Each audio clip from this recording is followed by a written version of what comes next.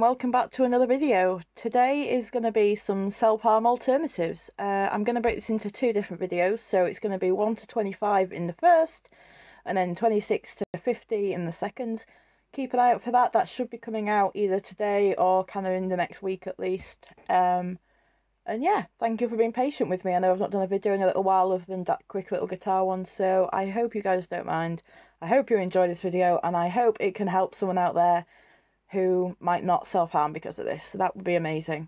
So I'm just going to start off basically with 1 to 25. We're just going to go through. I'll talk a little bit about each one, maybe some of my own experiences with them and if I found them helpful personally. We'll see how it goes. So yeah, let's crack on. So number 1 is ice. This is like a really common one that a lot of people know, and it's basically you just get an ice cube and either you hold it in your hand and you just keep it in your fist, and then gradually it's going to hurt basically. Or you could rub it on the area that you want to self-harm on, and then if you keep it there, the pain will get quite bad, but you're not actually doing any damage, which is good.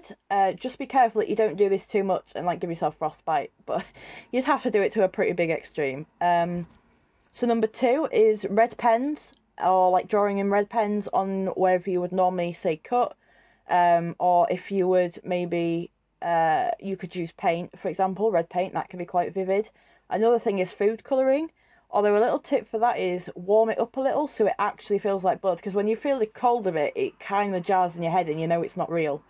Whereas if there's a warm sensation, it's more realistic to the brain, I guess, and it's, I don't know, like a placebo effect maybe. So that's something I found kind of helpful, because for me the blood is sometimes something that I want. That's kind of part of the appeal. It just seems to give me more release sometimes, and so I've done it with food colouring, and this is kind of going on to the next one a little, which is plasticine. I would get like a bit of plasticine, flatten it out, and then I would make a little divot in like a little hole in the middle. I would put a little bit of food colouring, and then I would wrap the sides up around it, and then I would put it on my arm. I'd get the blades or whatever you want to use, and then I just cut into it, and eventually, because obviously, you know, you put the food colouring in, it's going to come out. And so you get the sensation of the motion of the cutting, again with no damage, but you're still getting what looks and can feel like blood. So that can be very good if you need more like the visceral side of it. Another thing is, number 4 is plasticine. Rubber bands. Number 4 is rubber bands. This is another quite popular one. You can snap them against your skin. Just be careful, because I did that till I got welts. So you have got to be careful with it, but sometimes the sting can be enough to kind of bring you round and get rid of that urge to self-harm. Number 5, sorry, I'm losing track, is punch a pillow as hard as you can. And not just as hard as you can, but as fast as you can until you are absolutely exhausted. That's a good one, because when people have said to me punch a pillow, I'm like, that's rubbish. I need a force behind it. I need a bit of pain. But if you literally just box a pillow, or you have a punching bag or something like that, and you go as hard as you can onto it, eventually you're going to exhaust yourself pretty quickly usually, unless you're like a pro boxer anyway. And being tired, I find personally helps me not need to cut. I don't know, I think maybe because when I get a strong emotion, it's like an energy inside of me, and there's that self-harm need or whatever it is, maybe dissociating. Yeah, I don't know. So another one is scream into a pillow. This is number 6. And this is something I never really found that helpful, because, I don't know, I don't like things over my face, I guess. So that put me off. But this is a good one. And number 7 is also scream as loud as you can, just normally. Although I would suggest going somewhere where you're not going to cause any concern. You know, don't just scream your head off in your house and then have your neighbours call the police because they think someone's been murdered. Just think about it. Go into your garden or let your parents know. Whatever it is that you need to do, like, just get it out of you. Something else that you can do is cut something up, like plastic or cardboard, because that gives you a bit of kind of like resistance. So you have to put effort in to do it. And again, it's kind of getting that kinetic energy out of you that's caused by the urge or caused by the emotion that's making you want to self-harm. Number 9 is to rip up paper. That's another common one. And number 10 kind of ties into this, is write your emotions down. And the key thing I would say is don't censor yourself. Don't think about it too much. Almost like automatic writing. Just let your hand move. Don't worry about what you're writing. You can always get rid of it. You know, it's just expressing yourself. and being able to get that emotion out of you a little bit. And if you don't want anyone to be able to see it or to read what you wrote, you can burn it. If you do it somewhere safe, you can rip it up, you can cut it up. You could just ball it up and hide it. You could put it in a shredder, whatever you want to do. And there's something very cathartic about getting those emotions out on paper and then knowing that that's been destroyed. There's something, yeah, cathartic about that. So number 11 is to break up sticks and branches. Jump on them, snap them with your hands, put them over your knees, whatever. Again, that kinetic thing. Number 12 is to clean or tidy and do it energetically. So again, we still talk about that motion and kind of getting it out of you. I really don't like cleaning or tidying my own flat. But I think because sometimes it becomes overwhelming and I look at the entire thing that needs to be done and I go, uh-oh, I can't do all that. But you don't have to do the whole thing in one go. That's something I'm learning. It's even if it's just 20 minutes on one corner of your house or one corner in a room, or putting your posters up, putting up like things on the walls that are nice that you can print stuff off, like pictures of people that you find inspirational, and you know, maybe some song lyrics that you find that give you hope and give you positivity and things like that. So another thing to do is to set an alarm, and this is one I think that's quite well known, and it's however long you think you can manage, so 1 minute, 5 minutes, 10 minutes, 15 minutes, whatever, even if it has to be 20 seconds, however long. You set an alarm, and each time you think, right, I am not going to self-harm until this alarm goes off, and then I can do it. And if you do that, the chances are you'll get to 1 minute, 5 minutes, 10 minutes, whatever it is, and you'll think, actually, yeah, I can do another 5, 10, 1 minute, however long, that's irrelevant. And you just keep going, because usually if you do something for 1 minute, you don't mind doing it, because you think, oh, it's only a minute, it's nothing. And then if you get halfway through a task in that minute, you think, oh, I better carry on.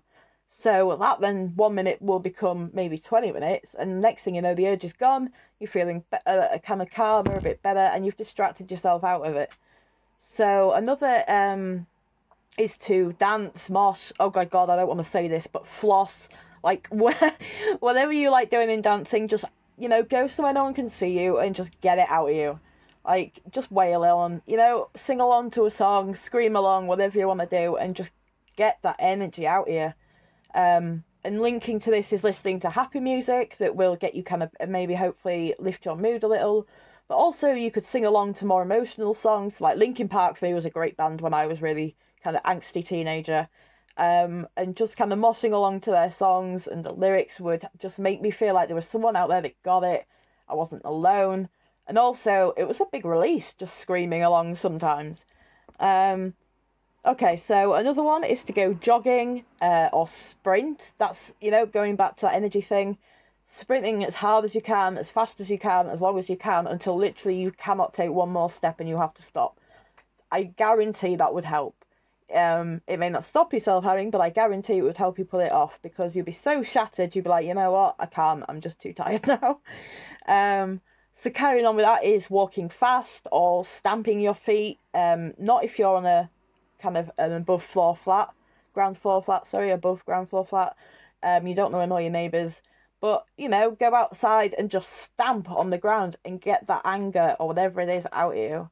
And linking onto that again is things like sport, swimming, yoga, tai chi, anything physical.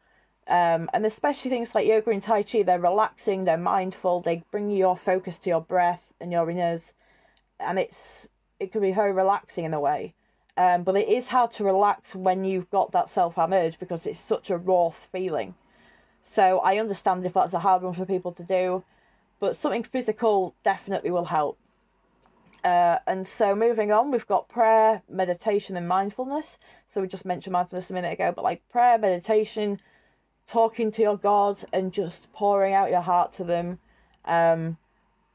praying and just being honest and asking for help can actually be a lot. Like, it helps a lot just being humble and thinking, I need help in this situation and I know God is there for me. Meditation is another good one if you're not so much in a faith, you don't really believe in God, or even if you do, focusing maybe more on nature or your breath or your thoughts and letting your thoughts go. There's all sorts of things you can do. There's so many meditations and like mindfulness techniques out there, and I will talk about some mindfulness techniques in my next video, the part 2 of this. I don't know. I think that can be quite calming, especially just getting on your knees and crying to God. It's humbling, as I say, and it's also, I think, something that we all need to do is just accept that we can't do everything on our own sometimes. And I hate that for myself, like, so much. I hate the fact that I can't do everything on my own. I hate the fact I have to be so reliant on other people. But yeah, sometimes we need it. Sometimes we're in a place where we can't do everything that we want to do, and we just have to make it through the day for a while. And the fact you get through a day is a success. There's a nice little quote, and it's something like, your success rate of getting through the day is 100%. And I like that. That's a nice way of thinking about it. I'm still alive, so my score is 100%.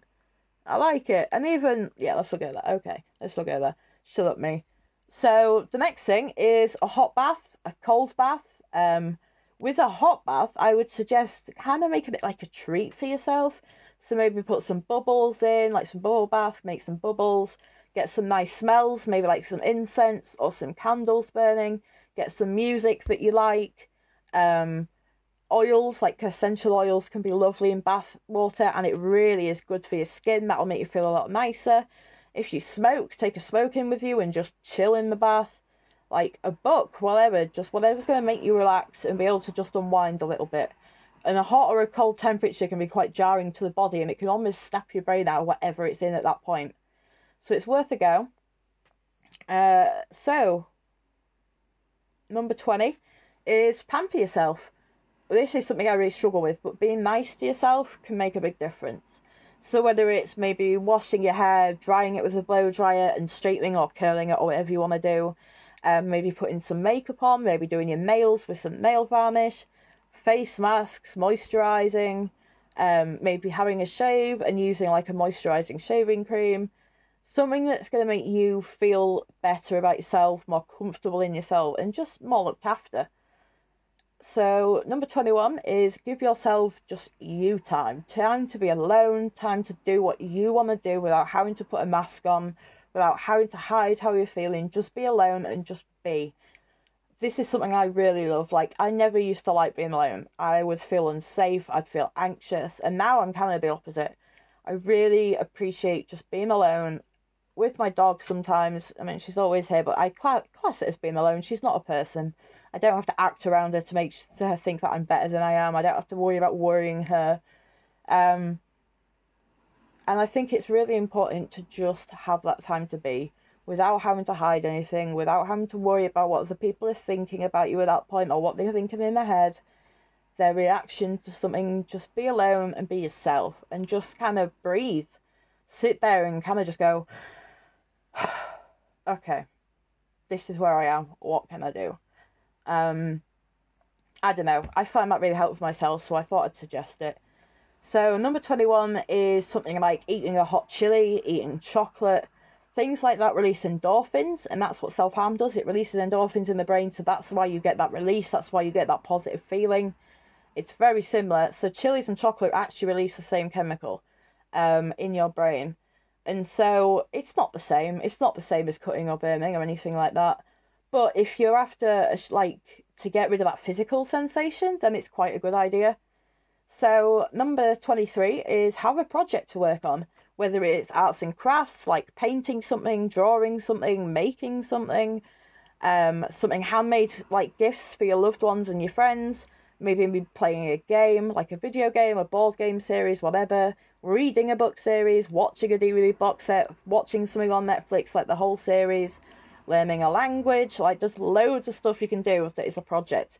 And I think it's really cool, especially if you think, right, I'm going to work on this every time I have a craving, because then when you've successfully done that thing, you can look at it and go, this is something good that came out of my pain.